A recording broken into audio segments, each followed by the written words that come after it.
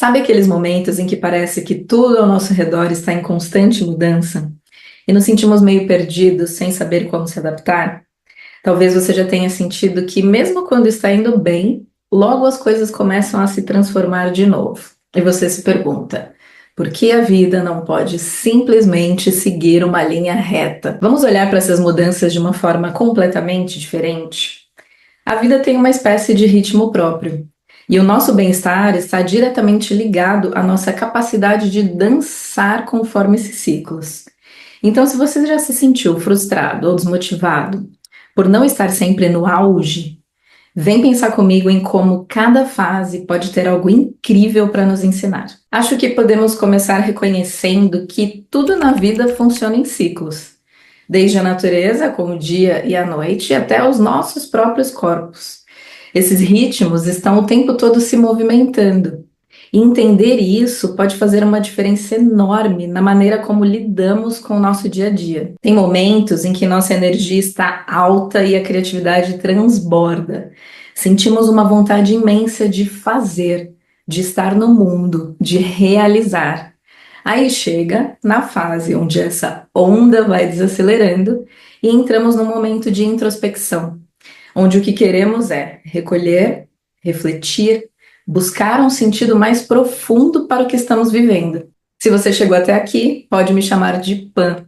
Esse canal foi criado para pensarmos juntos e nos desenvolvermos através do autoconhecimento. Eu vou pedir para você deixar o seu like e se inscrever no canal. São só 2 cliques que fazem uma enorme diferença para mim.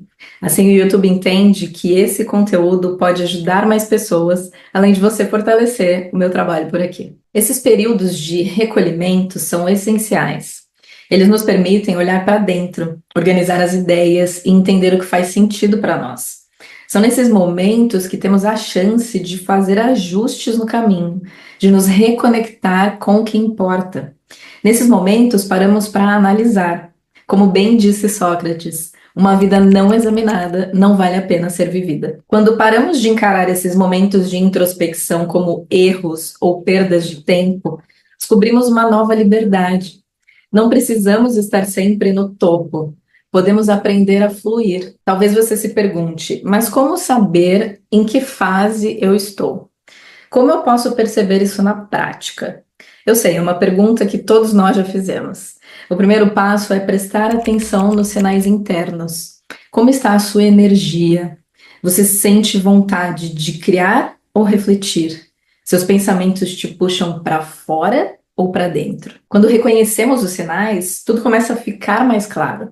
Se você se sente cheio de ideias, de energia, isso pode indicar que está num ciclo de expansão. Um bom momento para agir, para colocar em prática os seus projetos e explorar possibilidades. Por outro lado, quando o que você quer é introspecção, quando parece que quer ficar em silêncio, talvez esteja num momento de recolhimento. E sabe de uma coisa? Está tudo bem. É aquele momento em que falamos que estamos entregando o mínimo e esse mínimo é o máximo. Esses períodos são necessários porque nos permitem ver as coisas com mais clareza, redefinir prioridades, avaliar os próximos passos ou até o caminho inteiro. Essa compreensão transforma o jeito como lidamos com as expectativas. Quando entendemos em que fase estamos, passamos a nos respeitar mais e, com isso, a respeitar o nosso próprio ritmo. É um processo de autocompaixão. Quando aprendemos a nos escutar, deixamos de nos cobrar para sermos sempre produtivos.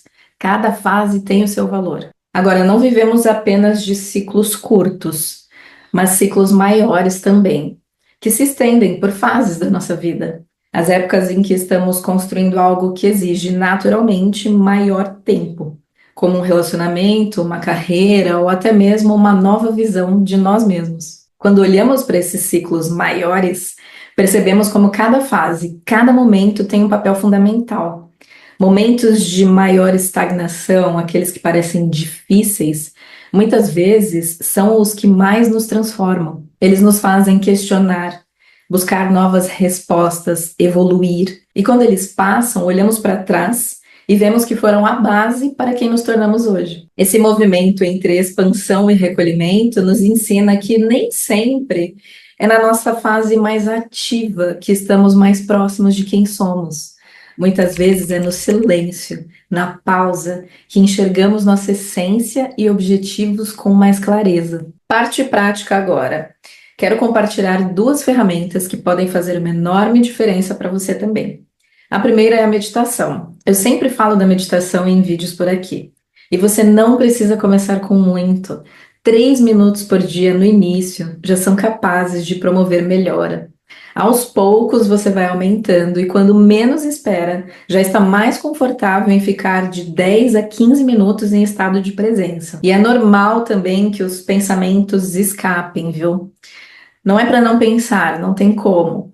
Especialmente nas fases mais introspectivas, eu consigo perceber melhor o que está acontecendo internamente. A segunda ferramenta é a escrita, o diário pessoal. Eu tenho feito, confesso que não todos os dias, e tudo bem. Todo hábito precisa de tempo para ser construído. Eu deixo até meu caderninho, ó, já separei um caderno e deixo ele visível, eu preciso vê-lo para tornar mais fácil a construção desse hábito. Mesmo assim, mesmo fazendo em dias intercalados, eu consigo ver os benefícios. Depois que eu coloco tudo no caderno, eu percebo que eu consigo entender melhor aquilo que está se passando comigo naquele dia.